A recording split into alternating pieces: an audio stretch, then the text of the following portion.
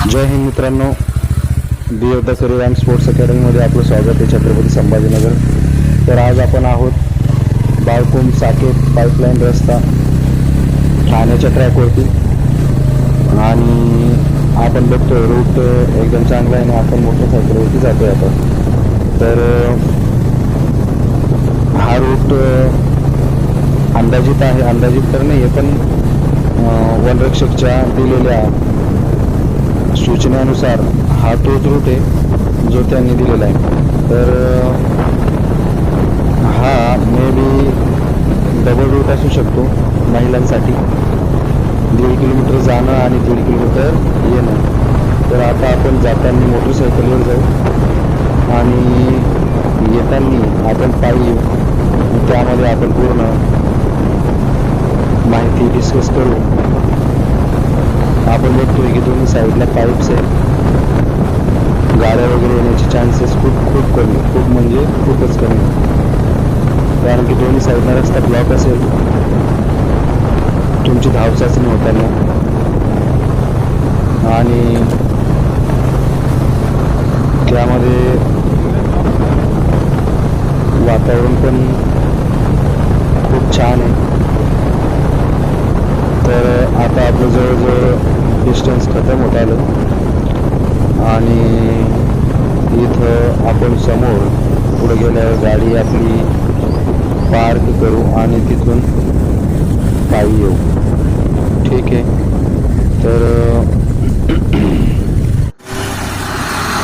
तर आता आपण मित्रांनो इथून पायी जाऊ आणि पायी जाता जाता काही गोष्टीसुद्धा डिस्कस करू.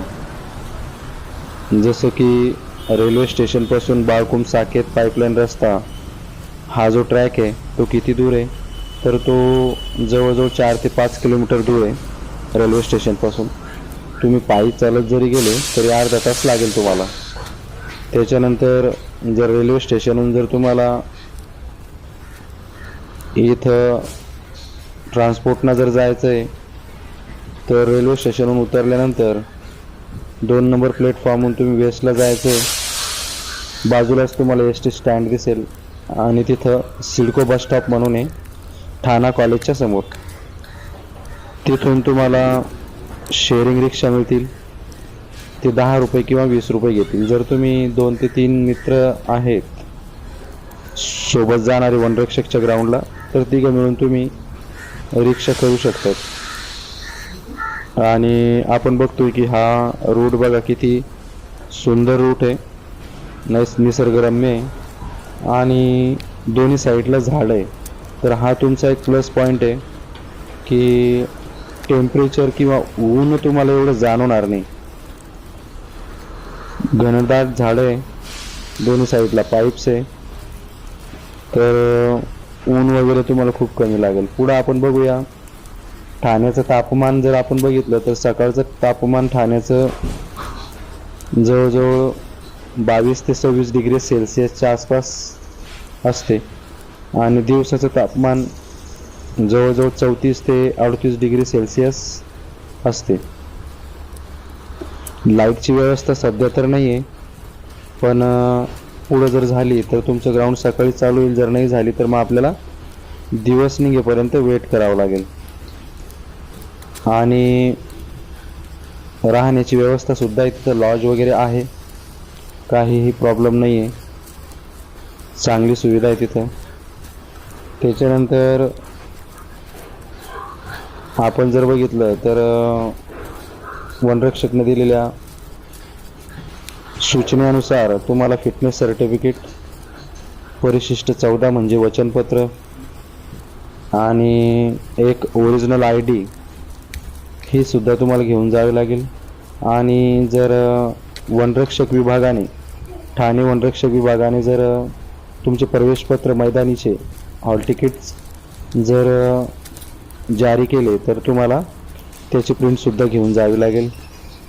त्याच्यानंतर आपण बघतो रूट खूपच चांगला आहे आणि आता दिवसाचे 10 वाजता आहे. तर इथं दिवसा पण लोक वॉकिंग करायला येतात. आणि खूपच चांगला रूट आहे. झाडं वगैरे बघा, सावली आहे रोडवरती. तुम्हाला एवढं ऊन वगैरे लागणार नाही, टेम्परेचर खूप कमी राहील त्या हिशोबानं. आणि त्याच्यानंतर आपण पुढे बघू की वनरक्षक विभागाने तुमच्यासाठी काय काय व्यवस्था केलेली. तर त्यामध्ये तुम्हाला पिण्याची पाण्याची व्यवस्था राहणार आहे. 1, 2, 3 किलोमीटरवरती, 3.5 किलोमीटरवरती, 4 किलोमीटरवरती, 4.5 आणि 5 किलोमीटरवरती. त्याच्यानंतर भरतीमध्ये काही अपव्यवहार होऊ नये म्हणून तुम्हाला CCTV कॅमेरा आणि ड्रोनद्वारे तुमच्या धावण्याचे चित्रीकरण होणार आहे. तर आपण बघतोय आता पुढं हा टर्न आहे. या टर्नपासून पुढं जवळजवळ आपल्याला एक 400 ते 500 मीटर जायचं आहे.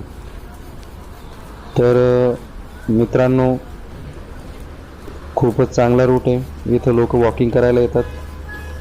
पुढं 2 मित्र, एक सायकलवरती आणि दुसरे व्यक्ती त्यांचे मित्र ते दोघं सोबत जात आहे, एन्जॉय करत आहे. खूपच निसर्गरम्य वातावरण आहे. आणि तुम्ही ह्या रोडवरती विदाऊट शूज पण पळू शकतात, पण आम्ही काही रिकमेंड करणार नाही की तुम्ही बिना शूज घालून पळा म्हणून.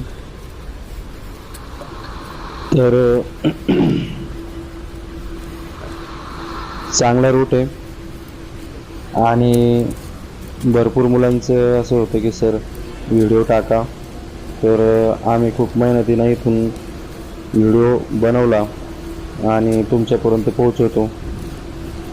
आणि एक जेन्युइन माहिती आमच्याकडून जेवढं 100% खरी माहिती देता येईल तेवढी आम्ही देतो.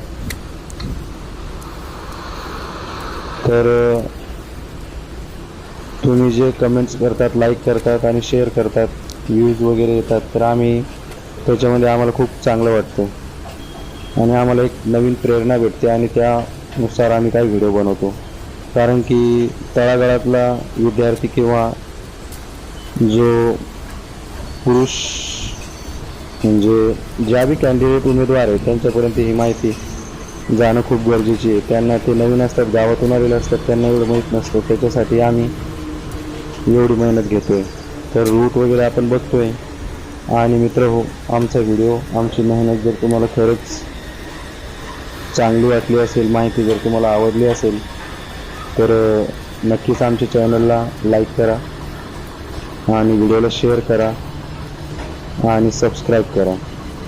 तर आपण माहिती बघितली की बाळकुम हे जे ट्रॅक आहे तो किती दूर रेल्वे स्टेशनपासून, राहण्याची व्यवस्था आहे की नाही, कसं जायचं आहे तुम्हाला ते पण बघितलं, रूट पण तुम्हाला सांगितलं. त्याच्यानंतर